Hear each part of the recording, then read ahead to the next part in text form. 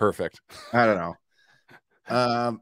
All right, Paddy, let's start doing this. Let's do this. For anyone who doesn't know Paddy, he's a fucking jack of all trades, Swiss Army knife, self-proclaimed Swiss Army knife of creativity. Mostly that means I just need to do a lot of different stuff so I can pay my mortgage and the pizza tab.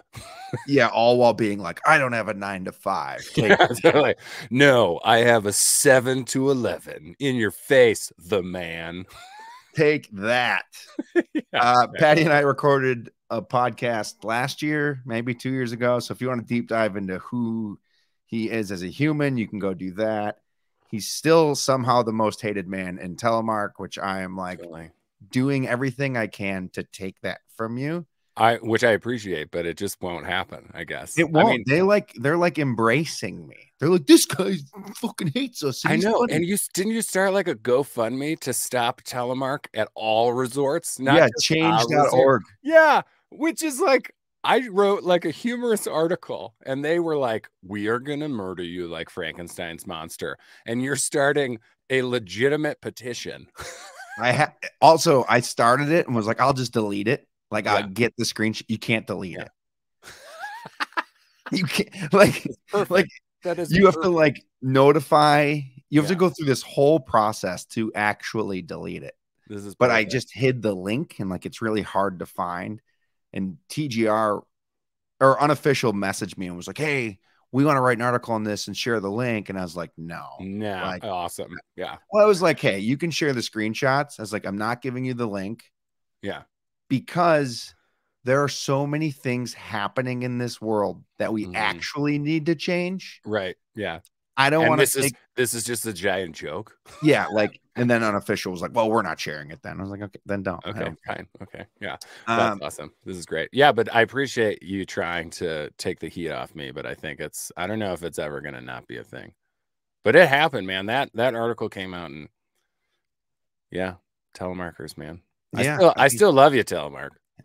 Yeah, and you did it. So I don't know. You did your due diligence. I did it. It was awful. Episode, it was so difficult. It was the hardest time I've ever had on skis. You literally lunged down the hill. Oh, it was. I've never thought, it was like doing a long division problem. I've never thought so hard about a physical activity while doing the physical activity. But that's my favorite part of me like canceling it is like all these people are like, you wouldn't last a day in Telemark boots. And then I posted a skier like hitting rails and doing tricks and riding switch on Telemark. And I was like, we need to find this guy. Who is this guy? And everyone's like, I don't know, but that guy rips. It was fucking me. I love your interneting. It's just like great. I'm just trolling everyone. Like, and some people are at, some people aren't, but like, they were like, I don't know, but you need to find that guy because he rips. I'm like, you're the same guy that says I need to try it. That's me, you asshole. I love it. So I'm bad at it. I'm trying to make the internet better. You're an evil genius. This is amazing. So this episode, I'm trying to explain what we're going to do here. I got a bunch of hot takes, statements, thoughts. I just have them written down in our notes, and we're going to get Paddy's unprofessional opinion on it. Oh boy. It's basically going to be an episode of Maury where I'm just trying to trap him on every situation I possibly can. I know this is terrifying. Yeah. So that's what the layout of this episode. If you care about who Paddy actually is as a human being, he's a mustache connoisseur and he cares about our brains and mental health. And we will leave all of that in the show notes and maybe even give him a second to talk about what he's doing for all of those things at the end of this episode. That's if I could still talk of that. I should have Kleenex like close by. I'm pretty sure I'm gonna try to like just blip around and make it. Yeah, let's do it.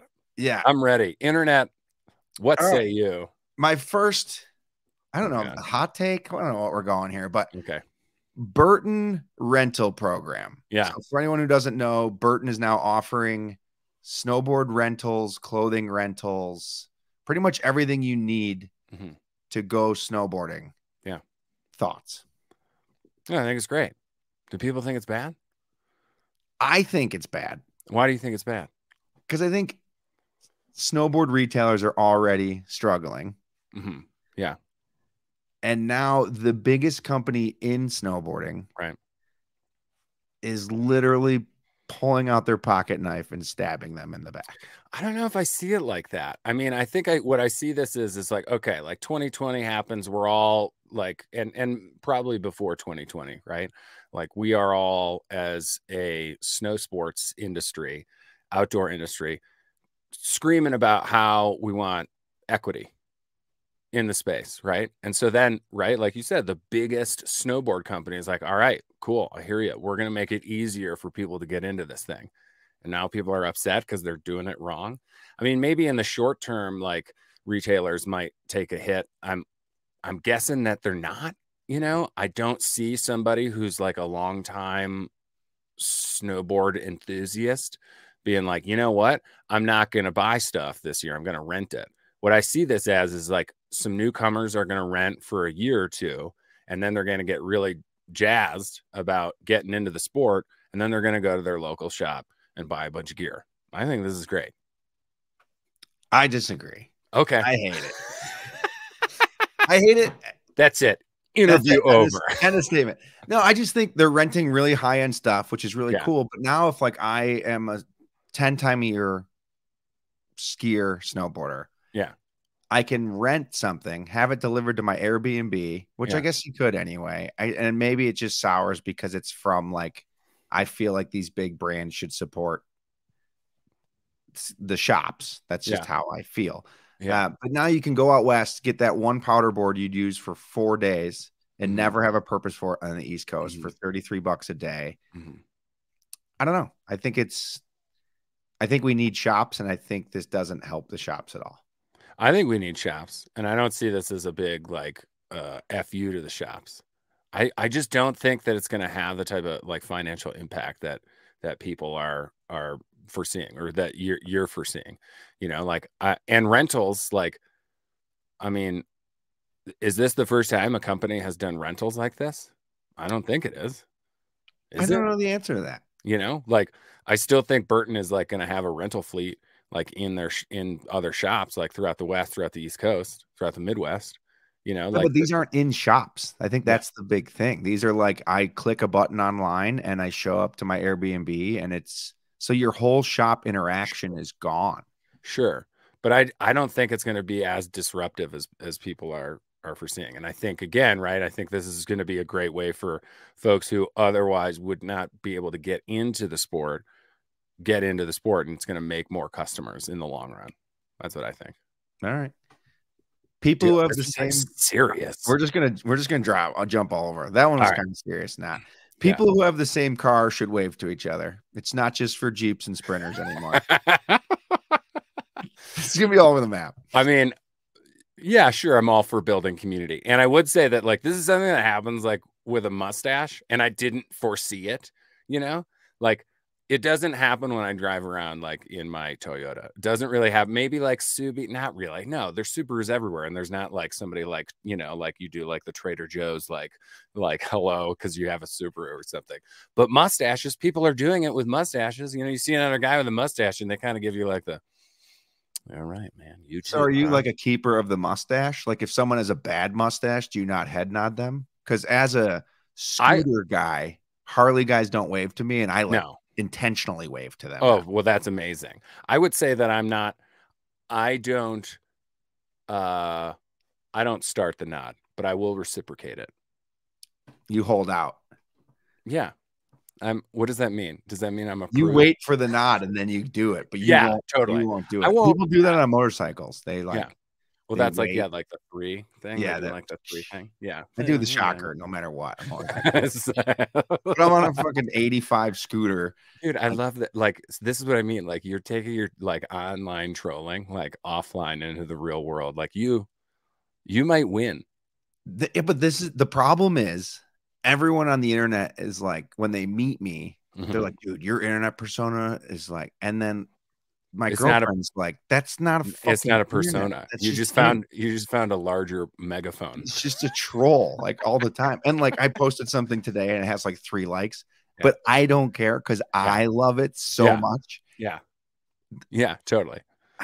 It's like I just want to put it out there because I think it's funny, and it's not because I'm like, well, this is gonna get a bunch of likes. do think about, I ask like a top tier guest as yourself. Ooh, top tier. Now, see, now you're buttering me up. Yeah. Now you're going to bring down the hammer in like 30 seconds. I DM Emily Harrington and I'm like, Yeah. hey, do you want to be on the show? And she's like, let me check this guy out. And then she's like, what the fuck is happening? And then like, so that goes against me, I guess. But I don't know. I like scroll down your stuff and I'm like, this is amazing. yeah, So, well, I appreciate that. Yeah. There are no bad skis in 2022. Like no new ones? Or like just in the world? I think it's saying like all skis are good skis now. Oh. Like everyone's caught up. That can't be true. Can that? That can't be true. There's got to be plenty of bad skis. Yeah, there's got to be something that's just like still just like a total noodle that doesn't do anything, or just something that's like, you know, a framing stud that doesn't like, it doesn't flex at all, and it just framing stud. Yeah, it just like goes downhill straight, and you're like, oh dear God, this is like, I'm like, my molars are turning sideways. I'm going so fast, I can't turn this thing because like I'm not angry enough. My That's quads. Literally moment skis. And like those skis rip, but you have to be good. Like I'm like, I can't ski this because I suck. Like I need a very forgiving tail. And then you watch someone who's super good on moments, and you're like, that ski rips. Yeah, if you rip. Right, but totally. I think, I would agree that there's a ski for everybody out there, but there's no bad skis. I don't know. Top sheets are the biggest differentiators in all mountain skis. Oh, do you just have that? Always? Yeah, you don't have hot cues, dude? No. Oh, yeah, see? That's okay. See, you're like sweet hockey user. That's the differentiator between like a pro podcaster and me, just like some schlup in like his DIY studio at home. Yeah. Like, okay, so top sheet. I don't know. I think maybe like, is top sheet art important anymore? Sure, it's important. I think sometimes it's just like ugly.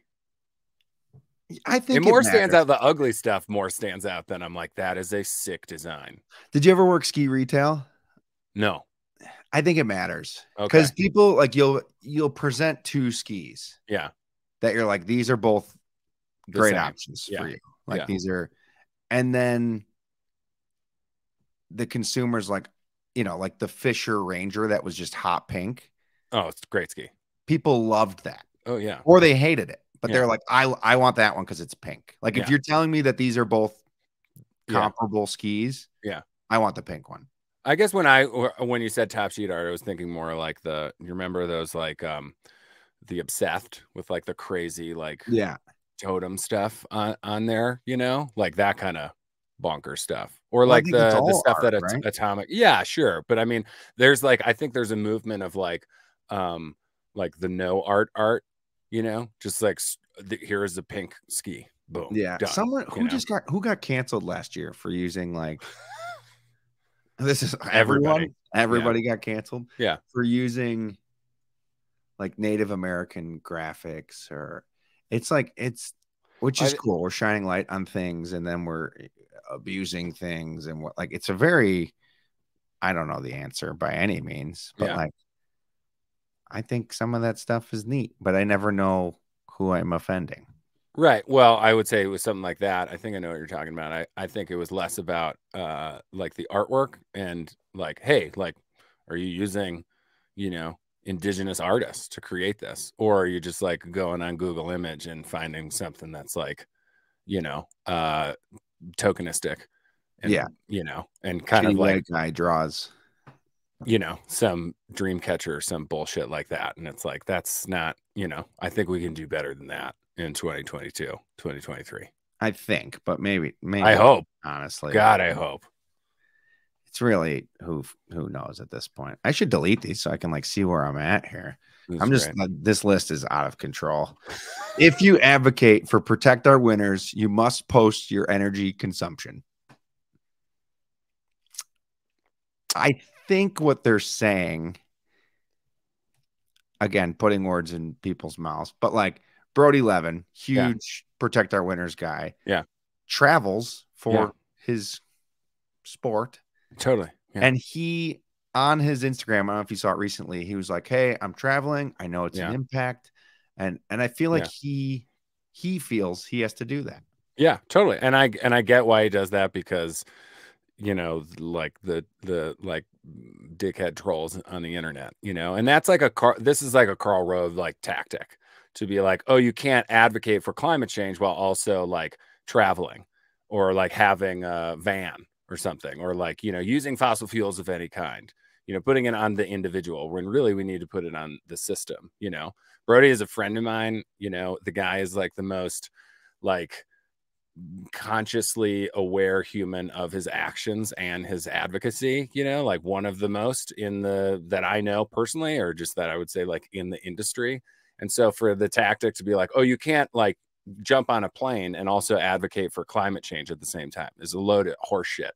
You know, he does things individually that like most people don't even think about. The guy's never had a piece of meat in his entire life. I'd He's say platinum. like, yeah, he's never, you know, like, is that Ooh. what it's called? Platinum? That's amazing. But like, so if you're talking about like impact of climate change, like he's helping out as best he can as an individual. But what we really need to do is like go after these gigantic systems. Like, you know, like as a nation, we should be like dumping fossil fuel if we're going to actually like attack climate change, which as any winter enthusiast should like understand, it's like it's not really about the single individual. That's what like, you know, that kind of tactic is about. It's like, oh no, it's the single individual who can really, you know, it's like we can all do things in our daily lives that are going to help. We need to go after the system. Like that's just a bullshit tactic, you know. So like, should a climate activist post their impact? Sure. No, I don't. That doesn't really matter to me, you know.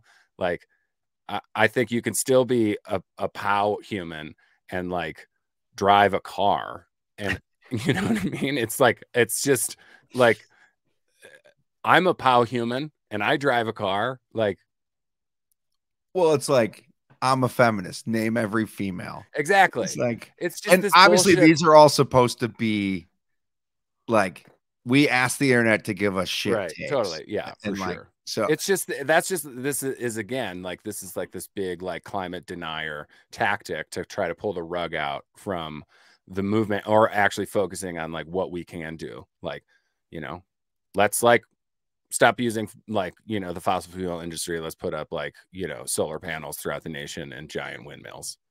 That's what we should do. We yeah, shouldn't be like I'm so Brody Levin's the problem because like he's a hypocrite. He's not a hypocrite. right. You're an asshole is what it He's is. doing it more than anybody. But Yeah, he totally. did post that big thing, and I loved it, and I watched it all. But I'm like, I feel like he feels he needs to do that. He's like preemptive striking Oh, on for like sure. He's all doing the. it because he gets called out on that all the time. And it's a load of shit. It's just a load of garbage. I'm like, protect our winners, and I like fire up my 2-stroke and just I'm like fall over and watch. I think that like what I have more of a personal problem is like when I'm like, protect our winners, and then I throw another like bucket of gasoline on the tire fire that I'm at. But I don't know how to stay warm in the winter besides attending a styrofoam and tire fire. So like, you know, we all got our own things, man.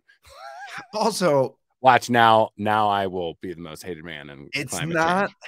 change. I'm gonna up you. It's not our job to fucking protect our planet Earth. It's the billionaire corporations who can actually change something. Like we should advocate for it, and like Yeah, we we can should do put our pressure thing. on them, but But like, like yeah, I could the run my 5 Prius. companies that own the universe should Yeah, really be doing something. I can run my Prius. This is a Prius Flex off my own farts for fucking the next Yeah, 40 years yeah, and have no blip. So exactly, like they exactly. need to change, and they're just Yes, pawning it off on us. They're like, here's your exactly. eco-friendly vehicle Yeah, that we used so much coal and plastic to manufacture that in its lifespan will never make up for the actual impact it had. But here's your $3,000 tax break. yeah.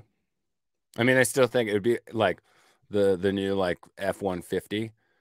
You know, that Right. the EV F-150 is like, that's going to be super great for America, I think, because it's a Ford truck. It's going to be really popular. Ford's probably going to ask the feds to invest, you know, a bunch of money in the infrastructure, you know, of EVs throughout the country. It's going to be awesome. It's going to be helpful. But like, honestly, it's the corporations that we need to go after. But like, not how are we Brody manufacturing that thing? What's How that? how are we manufacturing that new Ford? I think it's made out of balsa wood. Yeah, it probably is. So then we'll have to replace it in a week. Like, I think we should all go back to like 69 Cougars, and then you just keep it forever. Right. Yeah. Or just radio flyer like wagons. We should just walk everywhere. Bicycles. I like bikes. I was gonna say I don't really like walking. I was just in New York City last week, and I'm like, I fucking hate walking. Like, it's just like there's better ways to do it. But then bikes are scary because these guys are professional bike cyclists. You're like, I can't ride. Like, you walk in the bike lane and like, get the fuck out of there. You're like, yeah, totally. Yeah. Yeah. No, city cyclists are another breed. Scary. Best lift snack, pocket snack. This is an opinion piece. You get an opinion piece in this. I mean, I want to say like whatever you have is the best. The closest thing to your mouth is the best. Which one it is. Whamp, whamp. I will say this, for a while, I was doing one pocket of beef jerky and one pocket of Trader Joe's dried mangoes. You're getting paid too much if you're handing out. So tasty because you get a little sweet, you get a little spice, and it will keep you going. You didn't need to go in for lunch. It was awesome. But, you know, I'm also like, you know, you got a Snickers bar, like some M&Ms or something like that. It's like pretty good. Yeah, everyone's like pocket bacon, and I'm like, I'm fucking poor. I'm not giving you pocket bacon. Like, I also think that pocket bacon, like, I'm a huge fan of the Schwein. Okay, like I love me some bacon, but like it sounds like a great opportunity for like a terrible grease stain. Oh, I don't care about that. Super expensive. I'm disgusting. Like, I have like mustard on my jacket, and I hate mustard. Like, I mean, I've watched the videos of how you eat hot dogs, and it's honestly like I'm concerned. Not just about like the volume, but just about like how much stuff is not actually getting into your body. Well, it's how I stay fit. The illusion that I'm eating that much. Yeah. Yeah. I get it. I hear you. Snowboarding is dying without a new Shaun White. Okay. I kind of like that statement. Like, but I don't know. Is it? I don't think it's dying. No. Like, Zeb Powell is the new Shaun White to me, and he couldn't be a better advocate for snowboarding. And I think mainstream, maybe. I like, don't know. ABC isn't going to be like, Zeb Powell's our guy. Like, they need a white, ginger, Shaun White looking dude to be like, yeah, we love snowboarding. Yeah, I mean, I guess like, yeah, that's probably more about like the team behind the person, right? Like, I mean, you know, my mom knows who Shaun White is. My mom doesn't know who any snowboarders are, right? Right. So like, you need somebody who's like appearing in Target ads or something, and that's just about like the like PR team behind the person. But I don't know. You probably watched the Olympics too. I saw those kids freaking doing them whirly birds in the stunt ditch. Like, they were absolutely blasting out of the half pipe. It's like, This could be great. But the difference is, yeah, you just called them those kids. Right. Yeah. And you said Shaun White. Yeah, totally. Exactly. So like, yeah, again, somebody just needs a good PR team. I mean, he's on Red Bull. Like, yeah, I think but like, he's not in Target ads. Do you know what I mean? Like, only targeted ads. Boom. I gotta get, what is it? Just a board? This is like little bing bing. I need that. Yeah. Don't you record on anything? Yeah, I've got my little like. I don't want to move it because I'll end up unplugging. And I know, totally. I've got my amp down here, but I don't have like a. Oh, I got a recorder. Like, I got like an audio. Oh, a digital recorder. Yeah. No, I'm recording like straight into the old Mac through this little amp I've got down here. But I need like a, you know what I'll do is like old school radio. is I'll just get like a hammer and nails and like a horn, like a clown horn Oh, and that would stuff. be good. Like Yeah. a clapper and stuff. Yeah. I'll just be like, I can preload these, but I never do. And these are just the ones that come with it. Oh, I'm really excited that you're breaking it out for me. Thank you. They're really bad, but I keep saying I'm going to like grab audio clips of like that people say. Yeah. I'm like, what did you mean by this? Yeah. You're ridiculous. Yeah. I don't know. I have no idea. Last run of the day or first chair? Oh, I'm all about last run for sure. Last run. I used to ski patrol a billion years ago when I was, you know, a total dirtbag ski bum in my 20s, and doing sweep was like the greatest thing in the universe. The sun is setting, no one else is out there. Like, it's just, that's awesome. We love it, you know. And first chair is kind of overrated. And it's so, there's so much, and I guess this just goes back to like what the type of a human I am, right? Like, I don't want like the powder panic thing. I'm over it, dude. I'm just like over freaking out and the FOMO and all that bullshit. It's like, I just want to be happy with what I got. And like, there's nothing worse in the world to me than rushing for anything. I hate it. I like to be on time for stuff. I'm usually early to stuff. You know, I love that. But if it's like rushing, ugh, hate it. And the powder panic in the morning is just, I'm over it. I've done it. It's not that great. I don't like being that anxious when I'm doing something I love. So last chair, it's the only way to go. Last chair. Yeah. I think it's an East Coast, West Coast thing. Because what I would say East Coast last chair sucks ass. Like, it is pretty. Doesn't first chair too? I don't know. I've never skied out there. But everything I hear is just like, I mean, it's like the reason that everybody like who comes out west, you know, and talks nonstop about how great Massachusetts is or something is like, you know, they're so angry that they've been so cold and skiing on ice for so many years that they just got to keep talking shit to everybody else. So it's like, is there a time when you're like, East Coast is hitting hard right now? It's so like beautiful and butter. It's great. Or is it always like, it kind of is like, we have our days, obviously. Like it, but when it is good, it's cold. Yeah. Right. Like, we don't get like those like, oh, it's 28 and it nuked. Like, right. It's like, oh, it's -4. Right. And it is snowing sideways and you can't see anything. Sounds great. The East Coast is a weird thing. I love it. I'm totally part of it. So you're a first chair guy then because of the East Coast? Depends where I am. But yeah, what, by 4 o'clock, it's just everything's like garbage. Yeah, it's a mess. And it's dark. And like, I was always a first chair guy. And then I spent a bunch of time in Utah last year. And I was like rushing to get to Alta. And then my buddy's like, dude, meet us there at 10:30. Yeah. And like, we got there at 10:30 and skied till like 4:15. Like, right. Great. And it was same thing. Like, the place is yours. And it's very love it. A bizarre thing. Plus, we have night skiing on the East Coast. So like it. Which is, honestly, I've done night skiing before, and I don't think I've ever had a good time. Yeah, we're doing it wrong. Really, night skiing is made to be done with like 20 of your closest friends. Yeah. And like, it's like, we have this place and they do late night, great night.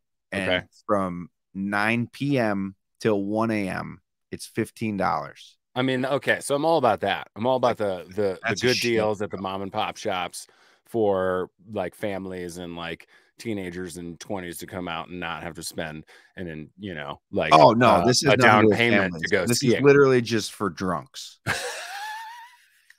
Like, they I'm all about the like the good deals and stuff like that. But like, mostly when I've gone night skiing, I've like, you know, I've been in like, you know, safety goggles and it's freezing and I'm terrified because it's like straight ice all everywhere. And you can kind of see, you can't really see, you know. That's why it's great. Oh, okay. I think you're missing like this is like when people are like, no, climbing is a great sport. And I'm like, well, is it just that you're scared all the time? That's the fun. You're scared all the time. Okay, cool. Scared. I think they're just like, I am when I go climbing. Yeah, but you're not a climber. Like, I'm not a climber, so I'm like terrified. Well, I guess they're just like, yeah, I'm gonna sleep here because I'm not terrified. This seems like a good place to sleep. You don't need the latest gear to be a skier. I think. Yes. Yeah. Oh, yeah. Totally.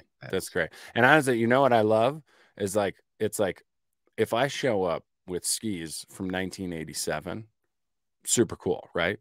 Those are like, they've got like the patina, the retro patina, and that's like instant cool factor. However, if I show up with skis from 2012 with a set of like original Dukes on them, I will get laughed off. So it's like there's a certain amount of time that like the like cool kid factor like comes in, which is like total bullshit. I've written about this. I think it's hilarious and it won't change. It's just like a funny thing that we do about like, you know, the like when an old piece of gear becomes cool again. Like if you saw someone skiing around with a frame pack on, you'd be like, that guy's legit. Yeah, you know, guy slaps on telemark garbage. It's all new to him. But if you saw somebody with like, you know, a backpack from like, you know, 5, 6, 7 years ago or something, you're like, not enough time has passed for that to be retro and cool. It's not. My rebuttal for you though is I think if 40 years passed and we're still somehow sliding on snow that's not inside a mall, I don't think Dukes will be cool. I think people will be like, that still sucks. Probably. Could be. Like, I'm waiting for the BBR to be cool.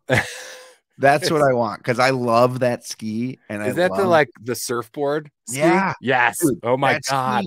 Rips. And it almost folded Solomon. I love the whole story of it. Like they put all their money into it and they're like, this is the future. And everyone's like, that ski sucks. Except for me. I was like, I fucking love this ski. I knew some ski instructors who were like, this is the greatest ski I've ever skied on. It's like, really? It really is. Like if you can ski one, it's so good. The shovel's like 122 and the weight is like 88. It's remarkable. Remember the shaman from Icelandic that had the shovel? The shovel was like 178, and then the tail was like 16. It's like something sort of that. You're just like these crazy designs that were like those things. Well, those things, you know what? Please rock that. Please rock the BBR. It's great. Rock it. Hasn't been enough time. Hasn't been enough time. It's cool. You'll start it. You'll start the wave. Oh God, I don't know. I'm scared. I'm too scared. Anxious. You sound really anxious right now. I am. Cross country skiing is the most hardcore genre of skiing. Oh, it's the worst sport ever. And I am a cross country skier. Because it like my wife is so good at it. Like she grew up cross country skiing, and it's like you take everything about skiing, what you know of skiing, and you toss it out the window. I mean, the boots, it's just, you're wearing it's running with clown shoes on. It's just like, have you ever gone for a run and been like, you know, what would make this even better is if I was just constantly afraid of falling down and hurting myself. That is cross country skiing.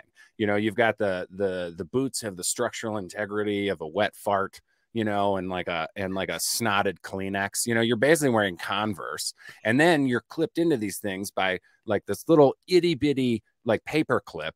The poles are super long, and you're both cold and extremely hot at the same time. And typically with something like skinning, right, you like put up with the uphill so that you can have the Yahoo factor of the downhill. When you flip around on cross country skis and go downhill, it is the scariest thing that you'll ever experience in your life. And I want you to know that I do it all the time.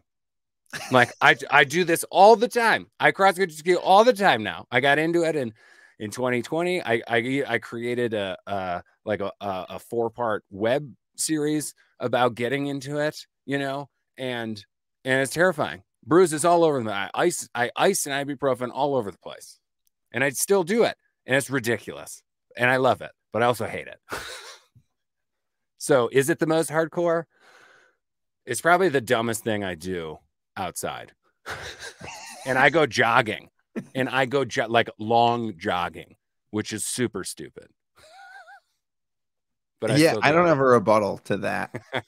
I think I went off. I think you nailed it. I think you nailed it. Yeah. I mean, it's a great way to get outside with like the dogs, you know, like midday instead of like driving up and down to the, you know, to the resort or whatever. It's like, oh, I can do this like, and I'm back here in an hour and a half and I can keep working and I got my outdoor time.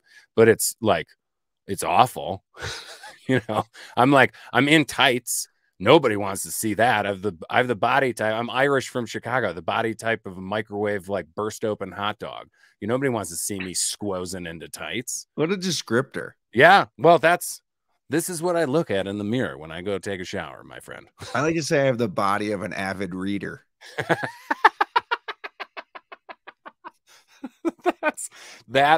Here's the thing. I'll footnote you, but I'm gonna steal that for sure. I think I stole it. I don't.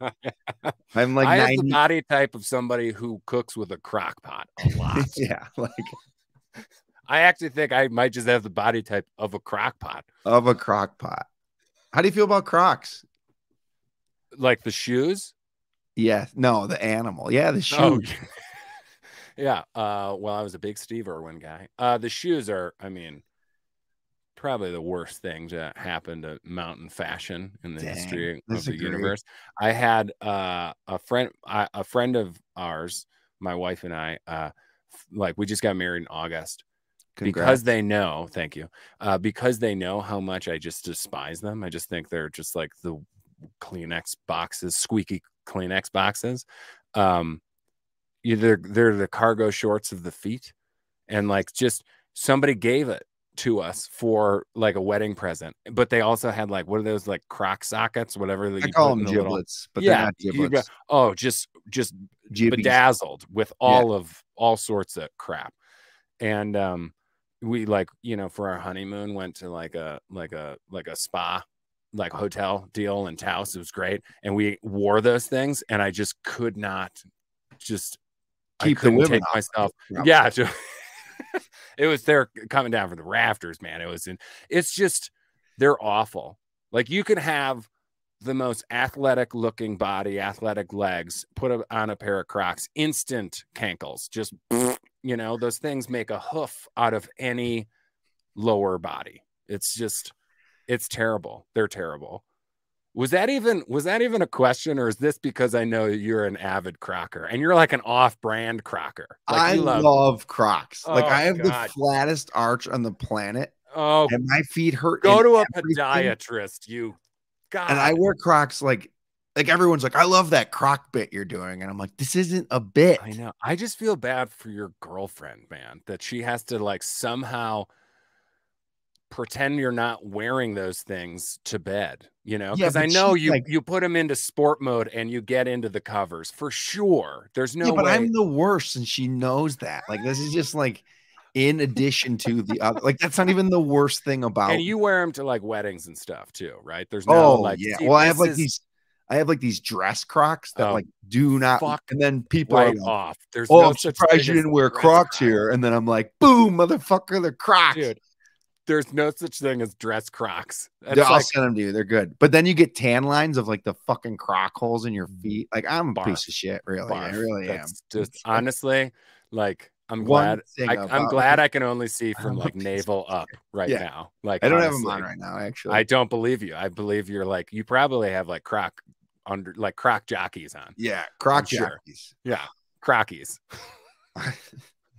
Yeah, that was not on the list. I genuinely love Crocs. Like, it's a horrible thing. I fucking despise them so hard. Like, I was really what do you wear? Are you like a fashion shoe guy?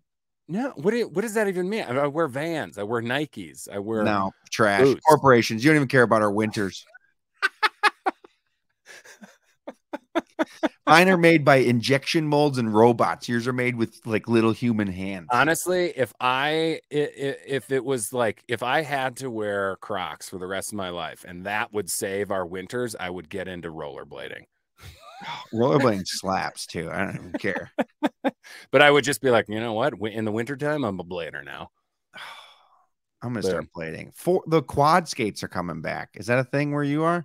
Where, like old school roller skates? What is the but they made like grind plates for them. Like, every skate park in Buffalo, there's like all these fucking weird hipsters. I shouldn't say fucking weird or hipsters, but I am one, so eat ass, everybody. So there's like kids with like monocles named like Jasper. Yeah, like and they have grind plates on their quad skates, and they're like. I saw those back in the day. So like at the small Catholic school that I went to as a young man. K-8.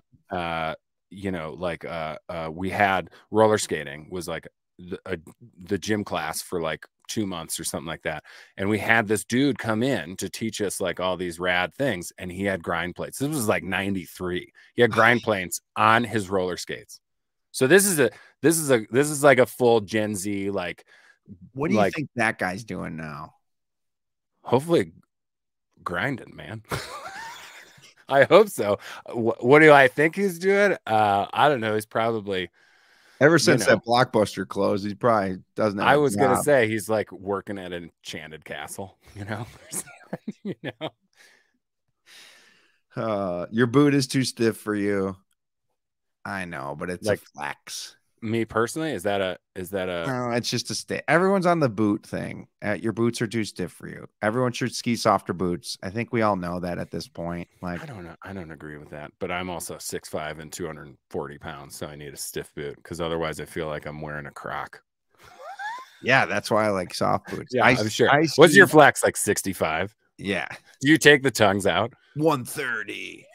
I will say that there is like this, like, yeah, it's like same thing as like back in the day when you know, like reverse camber skis and like those big pow skis, like when everybody, like every ski company was like making just like floppy U's, you know, for skis, and it was like, if you're not skiing on 120 underfoot every day, like you're not a real skier. So that's the same thing with like the boot flex thing. It's like, oh yeah, I got 140. I'm in like a plug boot, race boot. The plug. Yeah, you're like, it is. I mean, it is true. Like everyone, I work ski retail for a long time, and I still dabble in it when I'm in town. And like people walk in, they're like, I need a 130, and I'm like, dude, you're 5 foot and 120 pounds. You're probably a great skier, probably a better skier than I am. Yeah, but like, do you really need that? Weight is weight, and like, and also rebound. You need good rebound in your boot. Like you should be able to flex it. Yeah, it should be a thing. I skied my touring boots all last year. Same. Like I always do that at the resort. It was great because I could actually crush them, and I was like, oh, this is what it's like to like get in the front of your boot. Well, I just like skiing the touring boot because they're comfy. They're so much comfortable. That's why I wore it. That's why. And like I don't want to. I like to ski all day. I just want to ski all day, and I don't want my feet to be the reason that I can't ski all day. So I wear AT boots. I mean, I've done that since like, friggin' 2010 or something. It's because I'm super hardcore. Wow, what a trendsetter you are. Yeah, totally. I was the first guy to wear plaid in Colorado. Ever. The unaffordability of touring gear is gatekeeping. I mean, the unaffordability of skiing. Skiing is expensive. Can be affordable. Well, yeah. I mean, if you're in the know, if you're living in a ski town or like you're going to ski swaps and things like that, like it can be for sure. Getting into like my cousin just moved to Colorado this year. She got a setup, an uphill setup for super affordable, but it's all, you know, it's all secondhand stuff. It was all stuff at a ski swap. So there's a possibility of it. Yeah. But there's also like a absurd overpriced like part of uphilling. I mean, there's uphill boots that cost like $2,500. It's just that's ridiculous. Yeah, but that's for like a very, very, very small. Totally. I mean, it's still absurd. I think it's gotten with all these like hybrid boots. It's gotten a lot better. A Ranger, a Shift. Yeah. The XT from Lang, like those are all. You can ski that boot every day and still go touring and have the Technica Pro Tour. I ski that boot every single day and I love it. I was in the 0G Pro Tour. Yeah. That's what I was in last year every day. They're the best. They suck now. Now I'm in the Ranger or Fisher Transalps. This episode is sponsored by Fisher Ski. Yeah, totally. I'm still in the tech. I'm still rocking the Technicas. But I would say like, I mean, skiing is expensive. It doesn't have to be. There's ways to get around it. Do you think it's gatekeeping though? I guess that's the question. Do you think because it's so expensive that's a form of gatekeeping, or like, I don't know, electric cars are gatekeeping? Like because I can't afford it, that's gatekeeping? I don't know. I don't know. This is like where you get into murky like territory where I'm like, I don't know. I think that like I'm a proponent of equity in the outdoors. And if there are programs set up to help people who otherwise could not get into skiing, help them get into it easier because there's not such like a financial barrier, I'm all for it. So I will say that. I don't know if touring, which is like the specific kind of thing that people do probably years into their like ski experience, is like the touring, the cost of it is like gatekeeping, but probably sure, make it cheaper. Okay. I'm so tired of, there's so many gatekeeping questions on here that I had to Yeah. like gatekeep the gatekeeping questions. But like everything's Yeah. fucking gatekeeping. I don't know. Like I don't know. Me as like a middle class, like, you know, cis white guy, I probably don't have much like I should just shut up about it, really. well, You know? yeah, but that's, I don't know. It is what it is. I always laugh because people are like, my buddies are like, oh, yeah, but you get those skis for free. I'm like, you make fucking 300 grand a year, dude. I Right. make Yeah. $1 and they give Yeah. me a ski.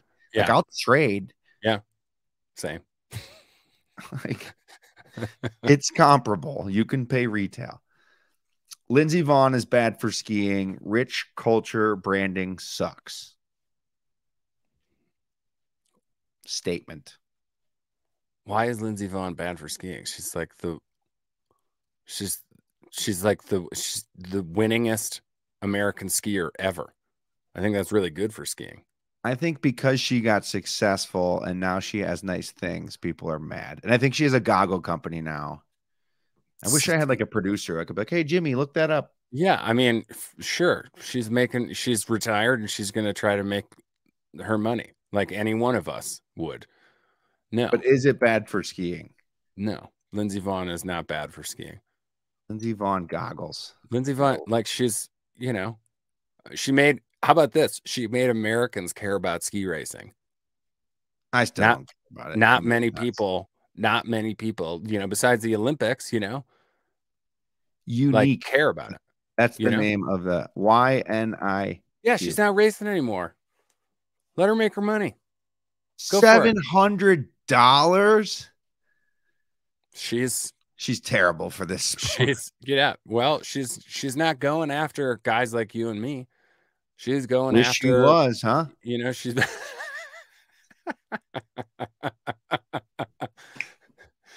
This episode brought to you by the argument that Adam and his girlfriend are going to have after the show. She doesn't listen. Not a fan. Not a fan. I mean, yeah, she's going after, you know, the veil skier, you know, like, and that's a part of skiing too. It's probably always going to be a part of skiing. Lindsey Vonn made Americans care about ski racing, you know, go for it. Yeah, she's great for skiing.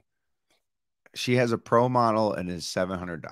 Yeah, which she can still be great for skiing and make a product that's absolutely ridiculous. No, she has to be poor if she wants to be good for skiing. She can't be successful. Yeah, you sold out. It's like, well, she has a mortgage to pay. This podcast is for sale, Spotify. If you're also room for rent. Please, please, please, please. People claiming to be new to the sport just because you grew up on groomers and are now in the backcountry. This is from a marketing executive from a big brand. I don't understand. I think it's saying like, okay, I skied for 20 years and now you're like getting into the backcountry. So you're like claiming that you're new to the sport. And is that a problem? Why is this a problem? Who cares? Like, okay, yeah, sure. They're new to backcountry skiing. That's not a false statement. Is this a thing that people are upset about? Why does that bother you? I'm just telling you what the internet told me. Are you upset, Adam? Are you upset about this? Like, I'm not. If somebody skis groomers like in the Midwest and then, you know, for 20 years and then moves out to Utah and is like, yeah, this is the first year that I've ever gone backcountry skiing. I actually prefer that. Yeah. When they say they're new to it and they like, again, dabbling in retail a little bit still, they were like, I'm a 50-day-a-year skier, but I have never gone uphill in my life. And I'm like, okay, yeah, that's a good basis. That's awesome. for you to have. That's like saying, like, Yeah. I don't know. It's like saying I've driven a car forever and now I'm driving semis. Like, it's a different thing. I Yeah. think. Like, And why is it bad to be like waving the flag? Like, yeah, I'm new to this. I think that's great. And if I was a shop guy, I would love that. I mean, I guess I could see the coin of like the entry to, or the barrier to entry, like back to like the gatekeeping thing. Uh-huh. And it's like, well, you're not new to this in that aspect. Like, you are very aware that skiing is expensive, and like the barrier to entry sucks. And Right. like, Yeah. I guess I just don't understand like why that's a bad thing. Like, nobody's losing anything when, like, you know, Joe Schmo says I'm new to backcountry skiing. That's odd. yeah, That's an odd question. Marketing. it's a marketing human. Well, later off the air. Most ski shop kids suck at skiing. Yeah, I suck at skiing. That's fine. Who cares? They We all suck at skiing. Whatever. Advocates. Who's good at skiing? Like 4 people? Yeah, I don't know. You probably take yourself too seriously. More people should admit that they suck, and they'd have more fun. Being bad at skiing is the new cool thing. And it's like, you probably get this because you're an on-air guy. People think you're good at things because you talk. I talk about riding bikes every day. Yeah. I talk about skiing all the time. Yeah. And then they meet me and they're like, dude, let's go rip this. And it's like, oh, I suck. Yeah. I want to be known as the okayest skier on any mountain. There's not a cliff yeah. inbounds that I can't ski around. Yeah, dude. Like, yeah, if you can see it, you don't have to ski it. I will side slip the shit out of everything. You know, I was interviewing Lindsay Dyer once, and she was like, yeah, like, you know, like when it's early season and you're like standing on top of a 50-footer and you're just like, you got this, you've done this before, like you could totally land this. And I was like, no, I don't know what the hell that feels like. I'm not jumping off of a 50-footer. What are you, crazy? That's my favorite when they say that. Like, no, you're a professional skier. I write Conrad about just did that to me. Skiers. Yeah, you're like, no. Conrad Anchor, this is a flex because I still can't believe he got in the same hypothetical internet room with me and talked on a microphone. But he was like, you ski, you know what I'm saying? And I was like, I have no fucking clue what you're saying. We're not like, the same. We are not the same. You are 60 and will break me. And I'm skiing so I can get, like, you know, guilt-free chicken tendies for lunch and a bucket of ranch, you know, and so I can do like my, you know, one spread eagle that I think I might have, like, you know, snapped my hamstring in half or something. Now, whatever. Like, I don't care if the shop kids are good or bad. Honestly, if they're like, yeah, I'm the best skier on this mountain, I'm like, I don't want to talk to you. But also, like, it's like a coach, like Michael Jordan's coach can't do what Michael Jordan can do, but he can like guide him in the correct direction. Like, that is the ski kid's job. Yeah. Like, they're experts at selling and knowing the product. Yeah. Sure. So basically we're just shitting on every question here. So good job. This is great. I love this. Thanks, internet. We're crushing. We are crushing. Ski tech hasn't had a major breakthrough in 15 years. I disagree with that.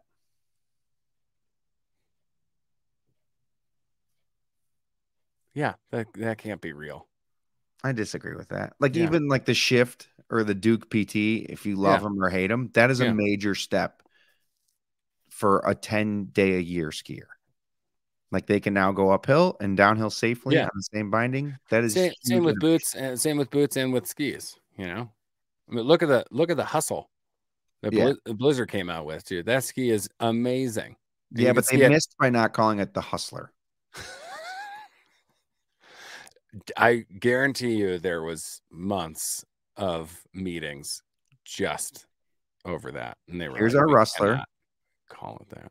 Here's our Hustler. But just because of the connotations of that magazine, there's no way they could do that. I didn't even relate that. Yeah, you did. You perv. Sicko. You sicko. Dang. I literally never made that connection. Are you? Come on. I'm fucking dumb. No. I was like, this is such a missed opportunity, but apparently not. No. One of their reps is handing out R's in the Really? Okay. Blizzard That's font well, that's kind of cool. at the tech, just a vinyl I like slapped it. on I there. like it. I like it. Yeah, skis have gotten better. And how much Yeah. is Blizzard paying you to be on this podcast right now? Because Not enough.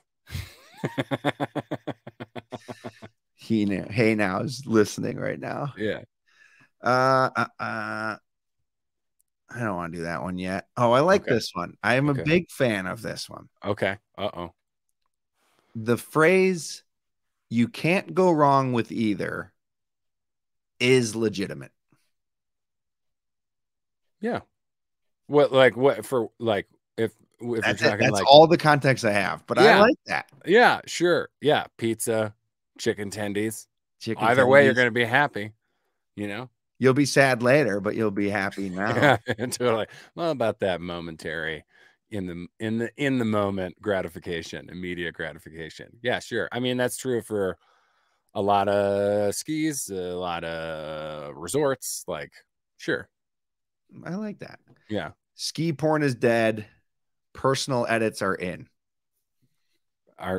Okay, they're the same thing. Come on. I'm assuming. What are they? What is that? Like how is ski porn and like a personal edit not the same thing? And someone else wrote movie premieres don't have to be premieres. So maybe it's saying that like in the new age where you used to like fight to film with TGR and MSP and Solomon and whoever else is creating videos right at this moment. Yeah. Now you can like you and your buddy who happens to be a great filmer can go make a 5-minute edit and survive off that. Also, what you're looking at is like a lunar eclipse. I know you have like a sundog on your video right now. It's beautiful. I'm sorry. I will say no. I was just like it just makes you seem more angelic. I mean, sure, like right, like anybody with an iPhone can make a ski edit or a podcast for now. You know, like it's true, and that kind of like velvet rope around creativity, and like who was allowed to do that in terms of really any kind of art. And let's talk right now specifically about like ski films. Like that's awesome, that's great, that's but there's still like a cachet to filming with any of the big production companies for sure. Like I think that's cool too. And I think like movie premieres are awesome.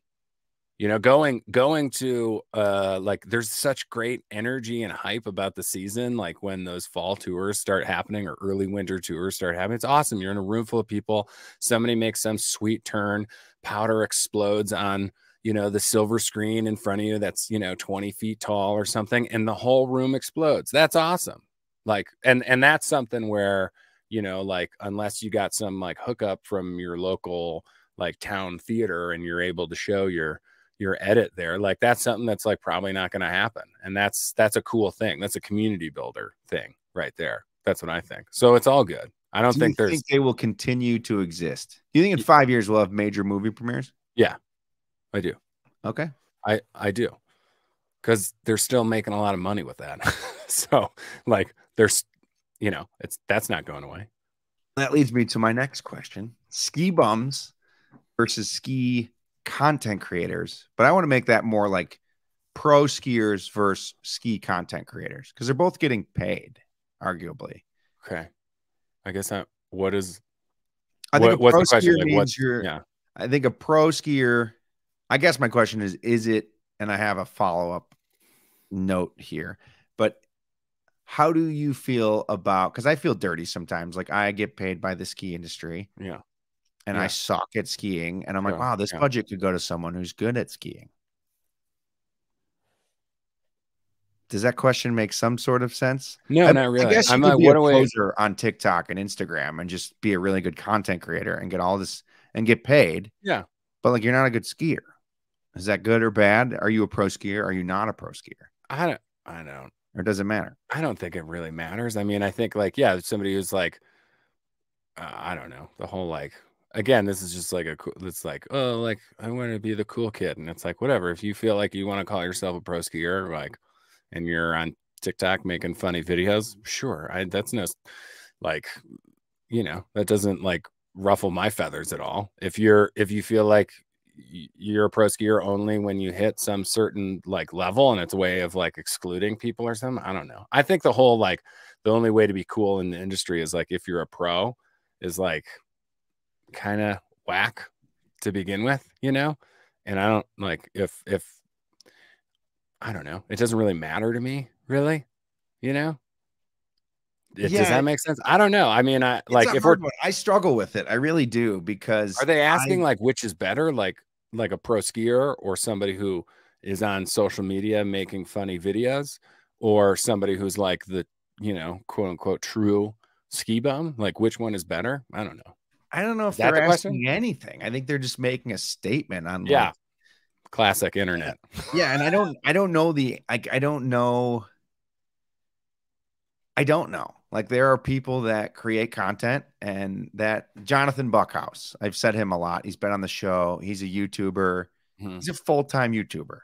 Full like he provides his wife and his two kids a good life, and all of the YouTube content is snowboarding. Wow. I don't know He's that not guy, but that's he's awesome. not a pro snowboarder. Like, Okay. Yeah. but Yeah. he calls himself a pro snowboarder and it bothers people. I'm not, I guess I shouldn't say he's not a pro snowboarder. He's not competing. He's not Right. Shaun White, right? Like Right. he's Yeah. not Yeah. doing half pipe competitions. He's a good snowboarder, Yeah. but he's not the sickest, the dopest. But like Right. But does that really matter? well, that's like, I think maybe that's the question is like, I don't know. Is he a pro snowboarder? Who cares if he's a pro snowboarder? He calls Yeah, I himself a pro don't snowboarder. care. That's that. Without That's snowboarding, yeah. he wouldn't get paid.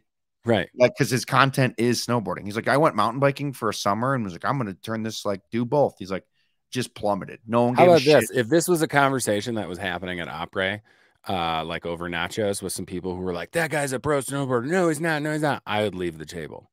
It doesn't, I don't care. Are you exiting this group right now? No, I'm not exiting. You know, yeah, I would take the nachos and I would leave because it just doesn't matter. Again, this is like some like, are you cool or are you not cool thing? And I just have no desire to be in a conversation like that. If that guy wants to tell, like, say he's a pro snowboarder, that's cool.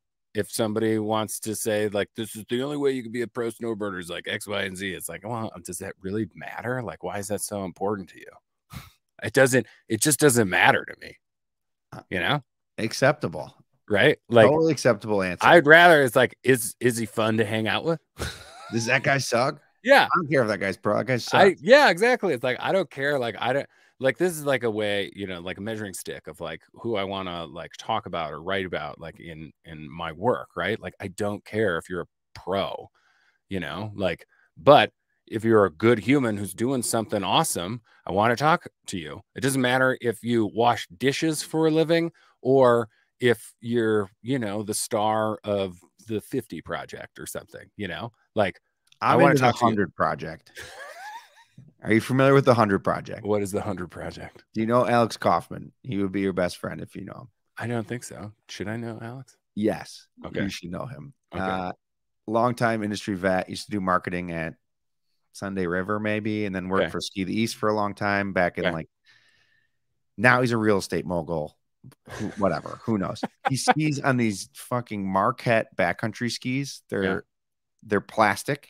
They have scales. You run a telemark binding, but you don't. Oh, I saw you the videos that you guys did with this guy. Okay, cool. Yeah. That guy seems awesome.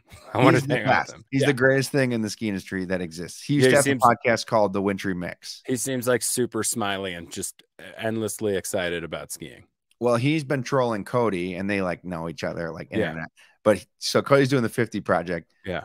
Alex is doing the 100 project, which is 100K of vertical gain, human powered, all on those stupid fucking skis. He has like a whole Excel sheet, and that's awesome. Side note, he also owns every Vail resort followed by Is Epic. It's like if you go to like okimoisepic.com, it literally forwards you to the out of collective page because that's what Alex Kaufman does. He's a psychopath. So we love him. Perfect. But he's been trolling Cody with the 100 project. So it's my favorite thing. Yeah. Cody should be trolled. It's great. Large great. ass hate. What's large that? pass hate is gatekeeping. Everything's gatekeeping. I Large know pass. this. Here's the thing is like now, like the whole like activist vocabulary, the woke vocabulary of like gatekeeping is like it gets so watered down that it's like actually counterproductive to like use the word because it's like doesn't mean anything anymore. Is large gatekeeping large pass? What is it? What was the question? Large Just big passes? passes. What, like Epic and Icon? Yeah. No, I think it's the opposite of gatekeeping, isn't it? Because it's making it more affordable. No, it was large pass hate. Oh, large pass So hate now, and is because I think it is gatekeeping. true, I like don't I'm know. like on the internet, I'm like, fuck Epic and Icon is stupid. Mountain Collective sucks. And then I'm like, But you're an Icon pass holder. bought my Icon pass today. Like, yeah, perfect. I think that like, like are the like large pass collectives, lowering prices and making it more affordable? Yes. Are some of those companies doing really shitty things too at the same time? Yes. There's both true. Right. And some of those I love companies are them doing all. really I great wouldn't be able things. to ski half the resorts Yeah. I that I think, skied last year because again, if I didn't have it. baseline, my deal is like, is this helping get more people out on snow? Right. I like that. Is it? It is. I think That's so. a good Yeah, thing. 100%. That's a good thing. This is what I paraphrase this one. Okay. This is kind of a hot take, but it's also bullshit. I think we talked about it before we were even on the air, but I got a lot of DMs about girls just being hot and not good at skiing who are like influenced, but like, fuck off. I don't know. Fuck like, off. There's plenty of fucking ugly girls who are really great at skiing. There's plenty of hot girls who are good at skiing. There's plenty of hot Again, dudes but that are this good is at just skiing. some like douchebag, like straight dude being a douchebag, and I'm not even gonna answer that question. I'm just trying to go. You're an ass. You're an asshole. What? Like only? No, you have to be like I can't find you physically attractive, and think that you're good at sports or something. Whatever. Go fuck yourself, you piece of shit. Like straight white dude. Asshole. Yeah. It's just like some asshole being an asshole and wanting to be like, no, this is reverse sexism or whatever. That doesn't exist. You're a dick. Boom. That's my hot take. That question. I mean, this kind of leads into it. One female on a team is not enough. I think we all agree with that. Yeah. I'm always baffled that like women are the most marketable products on the fucking planet. Like, and they're more fun to ski with than a bunch of fucking dudes. Let's just call it what it is. But like, if Michelle Parker is like, hey, buy this, I'm like, all right, I'll buy that. Yeah. Like, hell yeah. Like, why? She's also a great human and she loves cookies. Those cookies that are at the base of Tahoe or wherever it is, like that place, whatever that place is. Wildflower? I think it's called Wildflower. Yeah. Yeah. Here's my hot take. Those cookies aren't that fucking good. They're good, but like they're expensive. I have to wait in line. Dude, it's great. There's like a bunch of dogs right out front that just literally, as soon as you put your skis down, they just piss on it. That's awesome. Like the thing. That's there. Great. That's great. That's how you know you're a local. Those cookies aren't that good. And if you go to Beaver Creek, they just hand you warm ones. You don't have to pay for them or go anywhere. Oh, you're definitely paying for them. Everything at Beaver Creek costs $1 billion.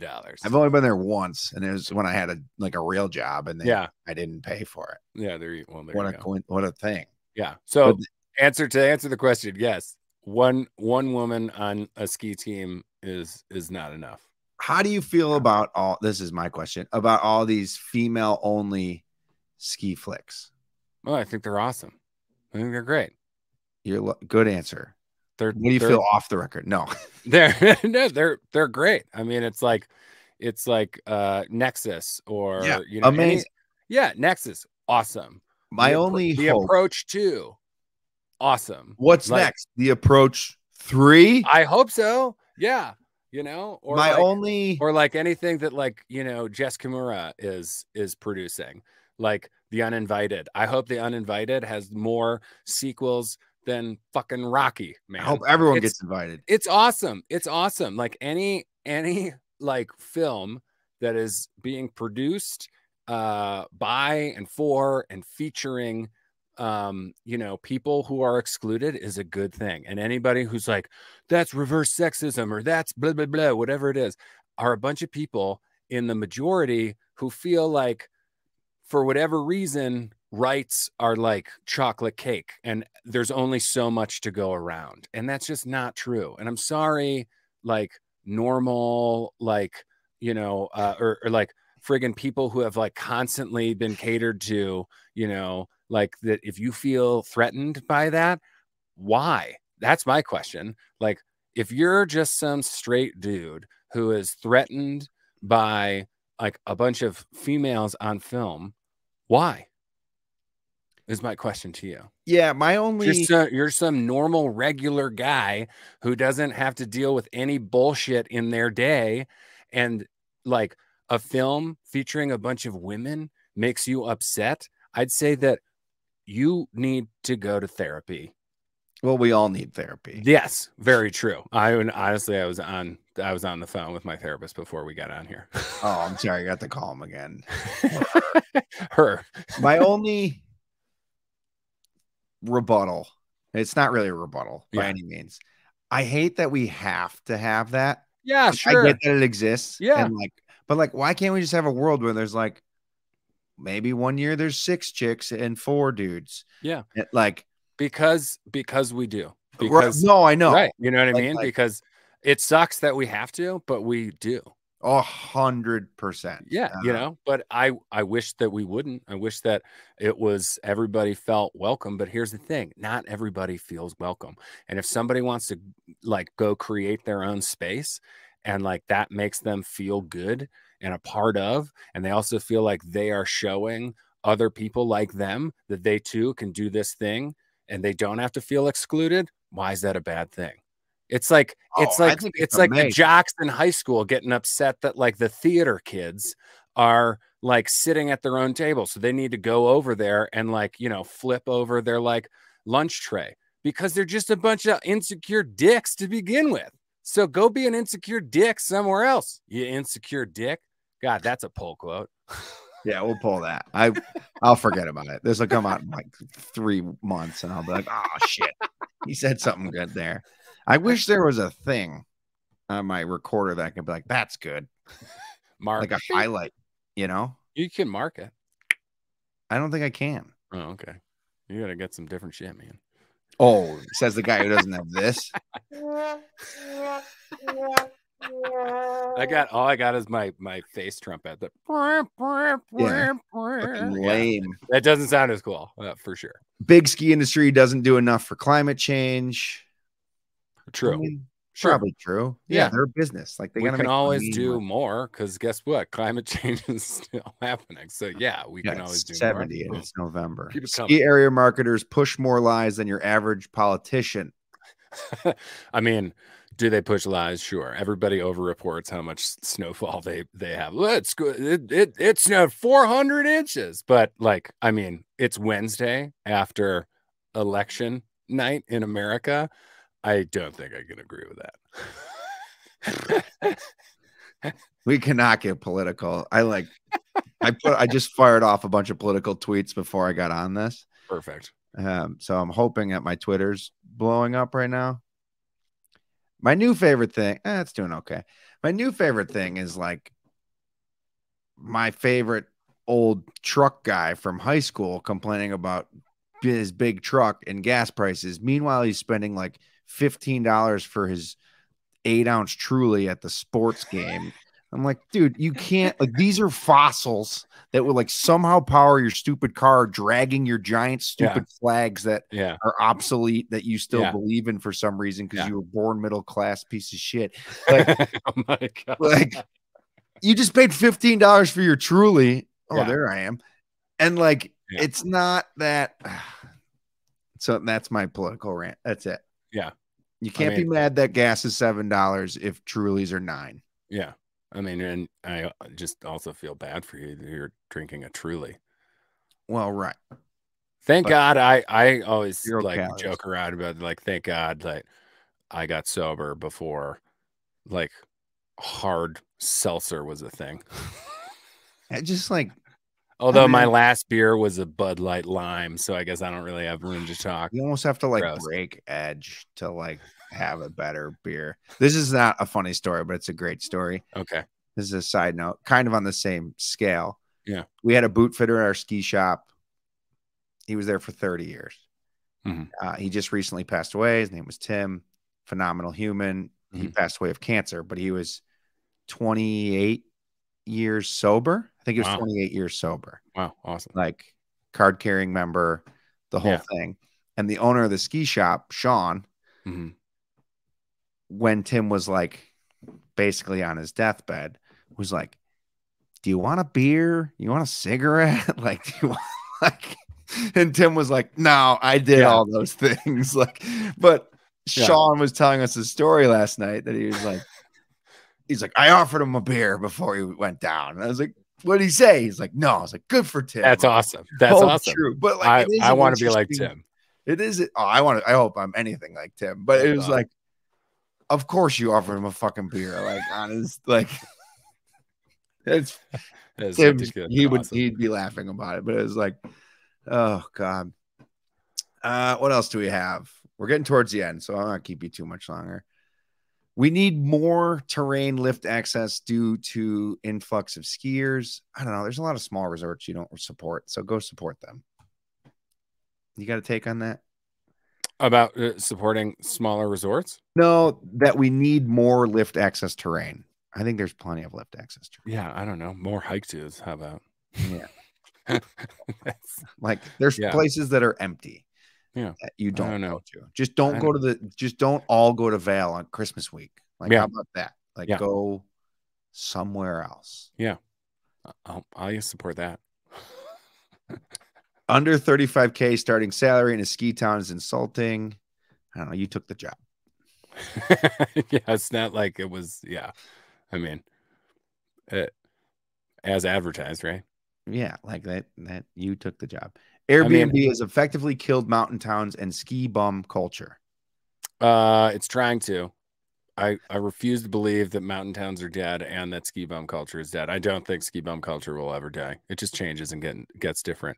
I do think that, yeah, I mean, I think there needs to be more regulation on Airbnbs in ski town. It's happening in the valley I live in. But ski bum culture is just going to change and get different. It's not going to ever die. I refuse to believe that. I don't want to live in a world where that happens. The ski industry will be dead in a decade if it doesn't become more affordable. I think skiing is affordable. Like, you get a fucking season pass to Palisades for $800 and also like 400 other resorts. Yeah, and I mean, I think there's a movement to make it more affordable. So I don't agree with that statement, because I think there's a movement to make it more affordable right now. And I think it's only going to continue. I hope it only continues.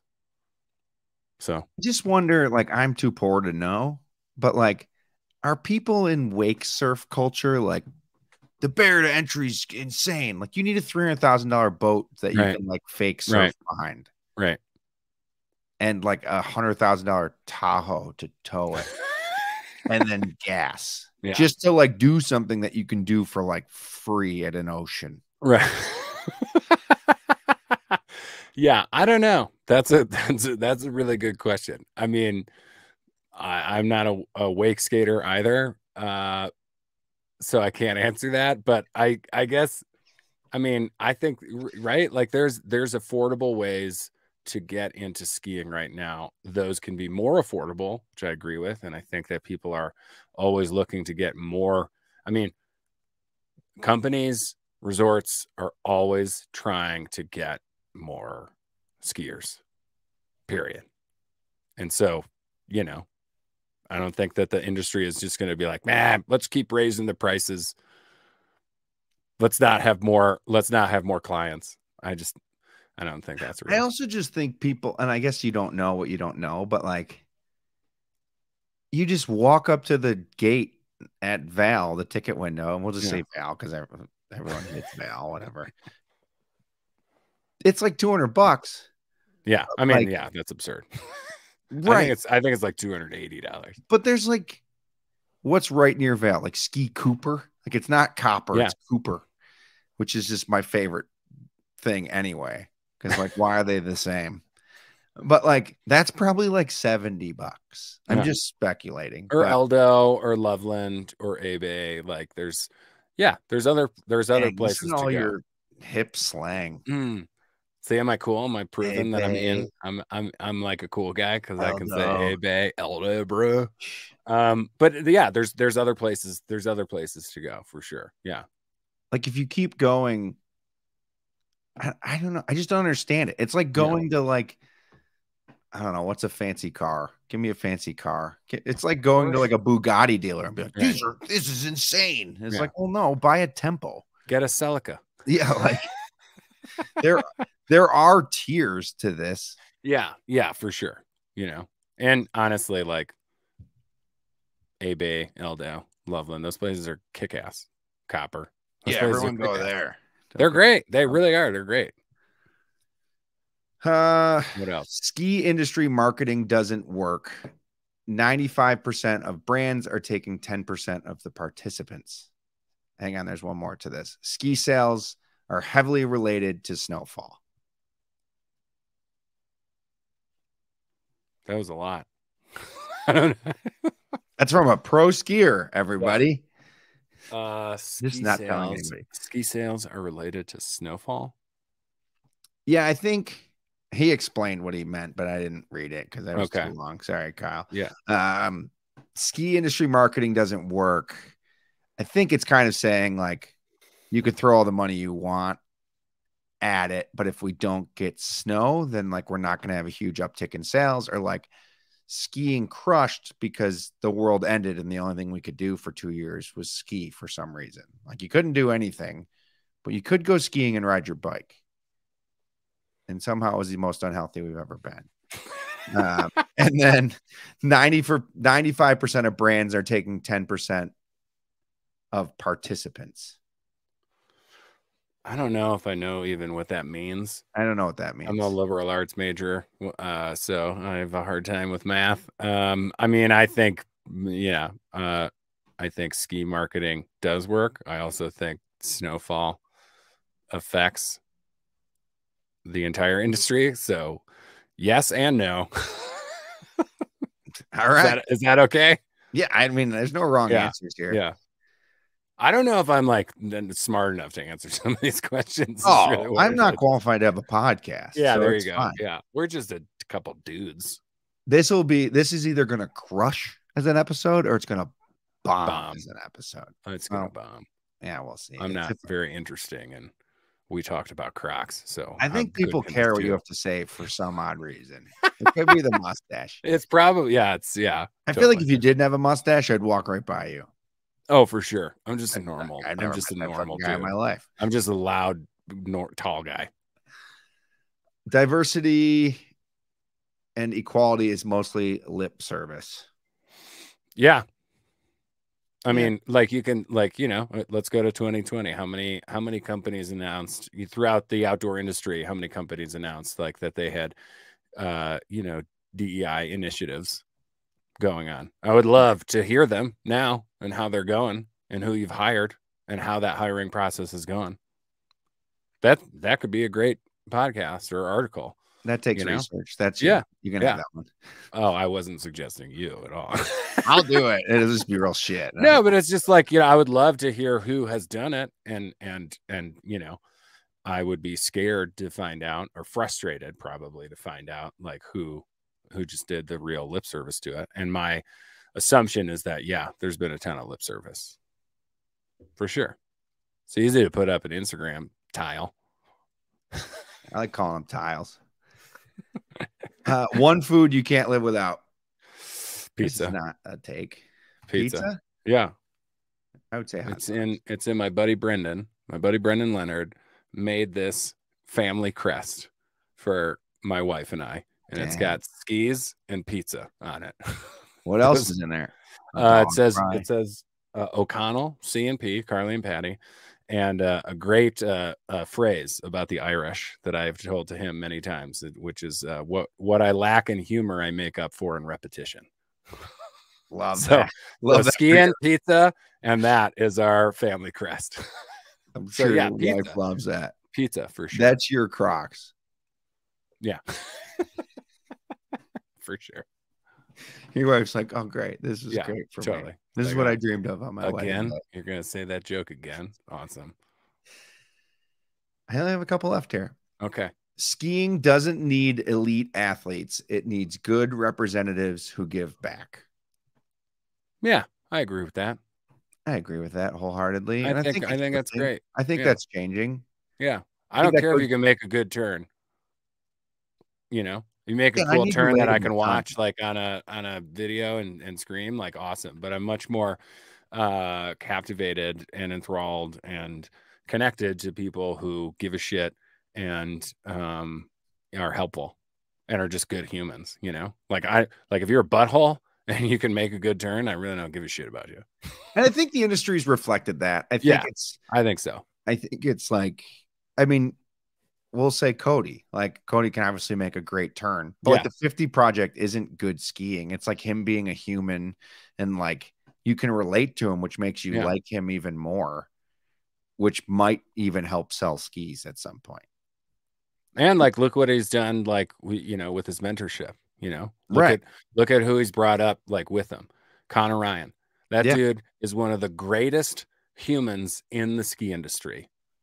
And the team that he works with at Natives Outdoors, and how Cody is like, done the mentorship like with them and how they've worked together, like that's awesome. Cody, that's badass, and he's a good human and he's hilarious. Connor is probably, I would say, if not right now, will grow into being one of the most influential skiers of all time. That's the hot take we were looking for right there. Yeah. I mean, and is that because he's got like the greatest turn ever? I love watching him ski. But he's got one of the best hearts, one of the best messages, and he is making the industry better, and we need more people like Connor Ryan. Boom.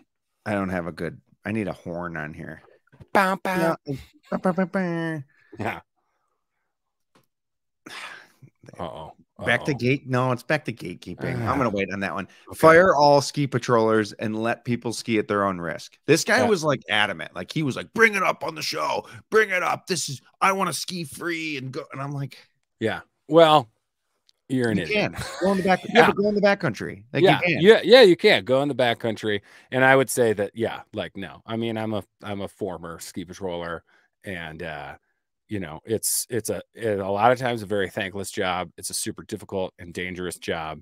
And you just can't have people skiing like Looney Tunes. I mean, the general skiing population doesn't know how to backcountry ski. So no, you can't have that. Also, and this whole idea that like ski patrollers just keep it for themselves. It's like, that's always coming from somebody who has never worked at a resort and has no idea what it takes, from mountain ops to lift ops to ski patrol, to every person, food and beverage, every person it takes to open a resort on time and close it down every day and then do it all again the next day. Usually these like hot takes about that are coming from somebody who has never worked for a resort and doesn't understand what it actually takes to open it. So no, you're wrong. This is a terrible idea. Also, like if like I can get down the hill, but like if I blow my ACL to pieces, I want help getting down.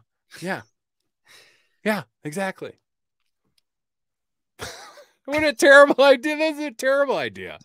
My favorite thing about that take is like they were pumped to send it to me multiple times and like, please comment on this and bring it up. Yeah, it's a terrible idea. They're going to DM me and be like, this is why, and I'll get you the rebuttal. Sure, totally. But it's a terrible idea. Is telemark dead, and are telemark skiers killing it? Killing what? Killing telemarking? Killing like killing it, meaning like killing the sport. They're not killing it. We know that. Like, are they their own problem?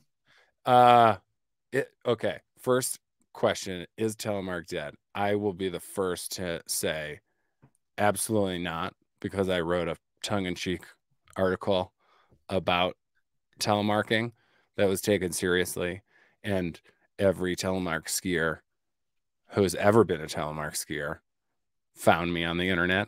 Wow. How was all 20 of those DMs? I mean, it was intense. They were going after, they were saying like very awful things about my mother and my now wife. Oh, it was ridiculous. It was just like, wow, this is, you guys take skiing like really seriously. Are they their own biggest problem? I don't know.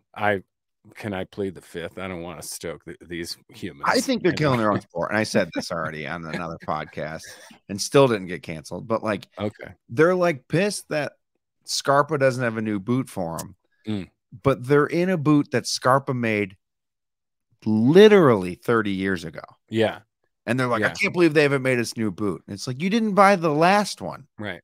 So why would they continue to make a That's a good point. I mean, most of the like tele genuflectors that I know, they're rocking gear that they've had for like many right. But then the rebuttal is like, I'm not going to just upgrade to the newest of new because it's new.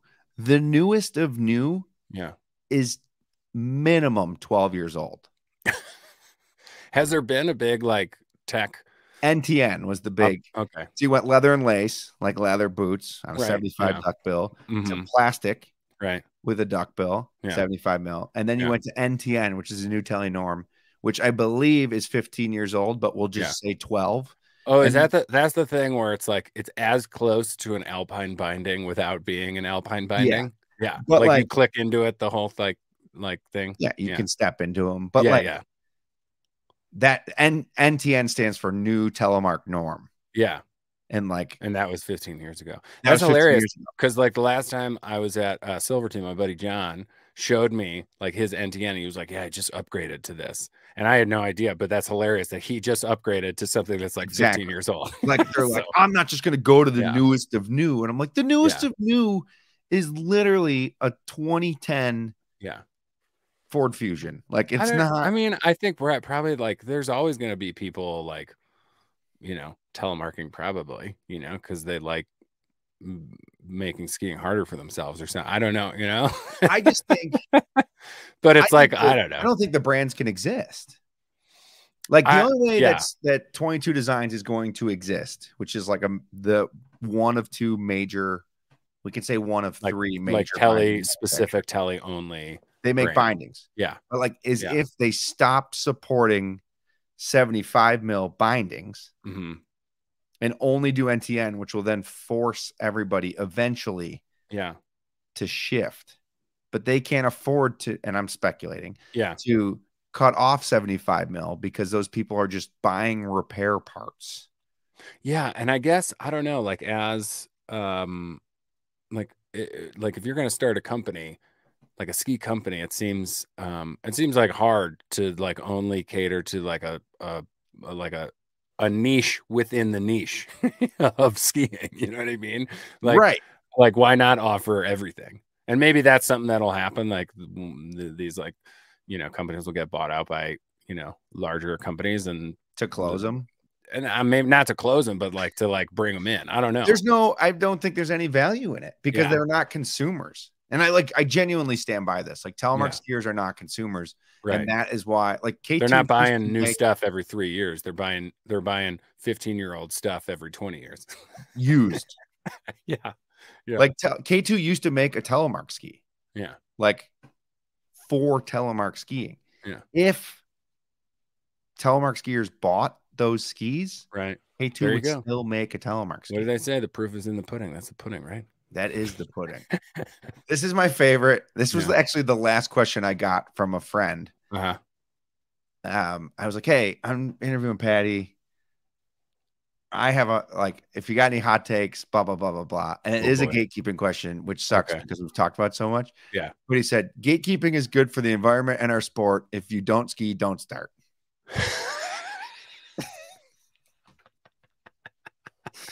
And I was like, I fucking love that. And he said he stole it from a surfer.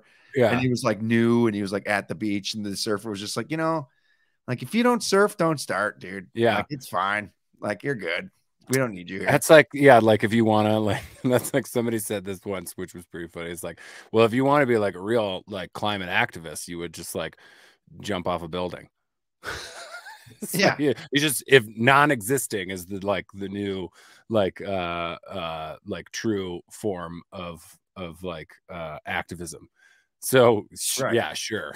let's agree with that. Yeah, totally. If you don't ski, don't start. Yeah. That's awesome. That's great. It's like my favorite. Hilarious. It's so, I'm gonna say, I think I'm gonna make stickers. If you don't ski, don't start. Yeah. And pow underneath. Yeah, protect our winter. Everyone should have electric snowmobiles, and then I will buy everyone's 2-strokes, and I will be fucking happy as shit because all your shit's gonna die, and I'll tote you out. Perfect. Yeah, exactly. I'm waiting. I'm just like, my only savings bank account is just for when some company announces that this is the last 2-stroke they'll ever make. Yeah, and I'm gonna buy all of them. and like, and then have a rental fleet for the. No, I'm not. No, do you guys have fun with your electric shit? I'll be fucking. I'm gonna have my own little plot of land in my hypothetical brain that somehow I can afford Earth. Right. Yeah. And then I'm just gonna ride 2-strokes around. I bought a 3-wheeler last week. I'm going backwards. It's all good. Yeah, you're just gonna be on like a Scotch and red meat diet, like Don Draper in 1961 or something. Yeah, just like, there you go. Yeah, I don't know. I just don't like. How do you feel about electric vehicles? Do you think they're the future? Genuinely, like, we don't have the infrastructure. I want to get one. California is like, hey, don't use your fucking AC because the Earth is like super hot right now. Right. But we also don't have enough power to charge your vehicles. Yeah. But how do we get rid of them? Like, I'm not supposed to throw away a AA battery, even though I do. Like, I'm not supposed to throw it away. How do I throw away my? Well, here's the. I was actually talking to the head of sustainability over at Audi, and the guy's like, he was like, honestly, it was just like by chance that I like was sitting down to dinner with a friend and he showed up, and he's fascinating. The guy is like a AMGA certified like backcountry guide, and also like worked for NASA on like the docking of the space station. And alleged. Yeah, alleged. Yeah, it was like this, like either you're a great liar or you've lived like 17 different lives.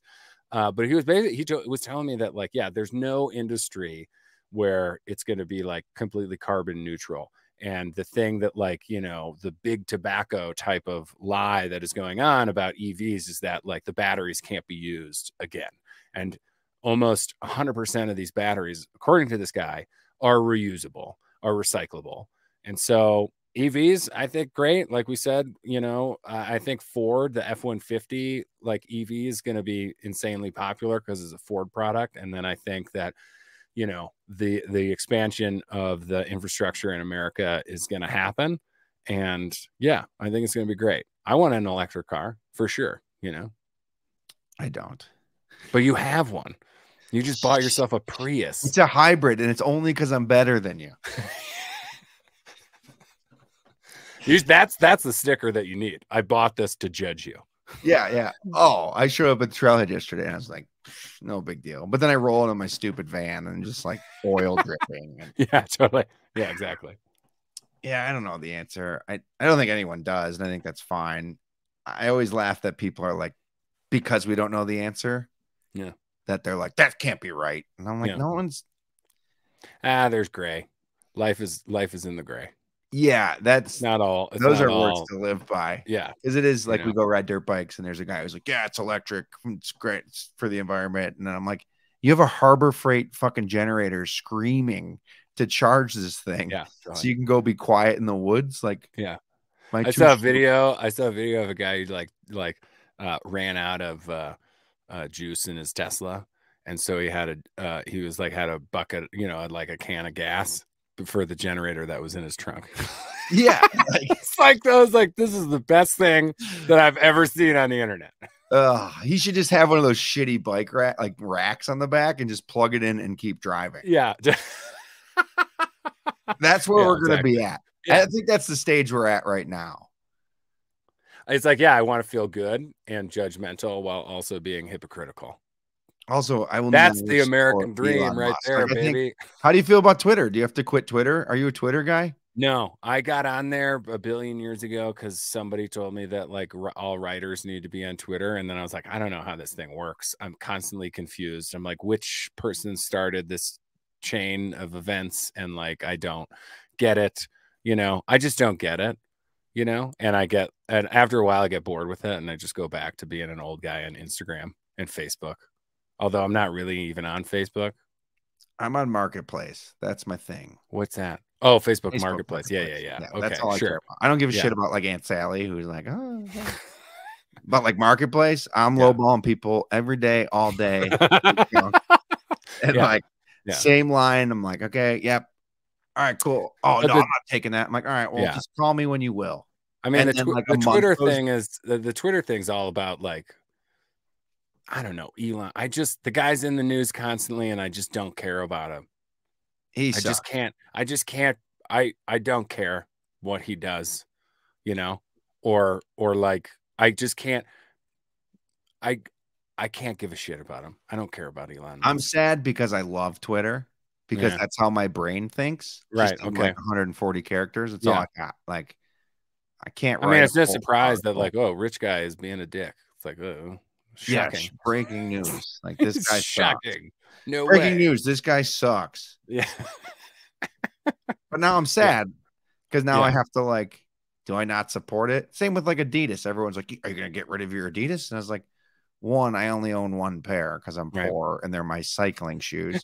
But like, I'm not getting rid of these because billionaire rich people are like, that's their own shit. I'm not going to punish myself. Yeah. I hear you. I get it. Yeah. I don't know. Well, Paddy, I think we did it. Do we do it? I think we did it. I don't know. But I do want to ask you before we fully get off. Yeah. You're raising money. This should come out before November. If not, well, whatever. People still care what you're doing. You're raising money. You're running for fun, I guess. You have a nice mustache for a cause. So let's talk about that for a moment. Well, thank you, Adam. Every November since 2019, I have participated in Movember, but because I've already like grown this lip caterpillar and I refuse to like shave it off and start over, what I do is I sign up to run and raise funds. So this year I'm running 120 miles in November and I'm trying to raise $3,500. So that's a little bit more than what I raised last year. So I bumped it up just a little bit. And you can follow along on the old Instagram and you can find the link to donate if you'd like, listeners out there on the old Instagram as well. More than anything, I just want folks like to have conversations about what's really going on, because suicide is like the #2 killer of men between like 15 and 45. The stigma around mental health keeps people really, really sick. And that's something in my personal and professional mission to like help conquer. So that's what I'm trying to do right now. I love it. Where can we follow you? What is your Instagram handle? It's Paddy ROC. Some people call it Paddy Rock, but really that's just my name. The R is my middle name. OC is for O'Connell. And so Paddy ROC on Instagram, and then PaddyROC.com for the latest and greatest haps and things with the whole patio. Paddy with a D. Yes. And then dog. Yes. PADDY. That's the correct Irish way to spell that, folks. Where were you born? Ireland, Chicago. Yes. .com. Oh, you're Irish? Name every Irishman. Yeah. Name every potato. Paddy, you are free from recording. I'm going to hit stop here. All right. I'll hit stop on my deal as well.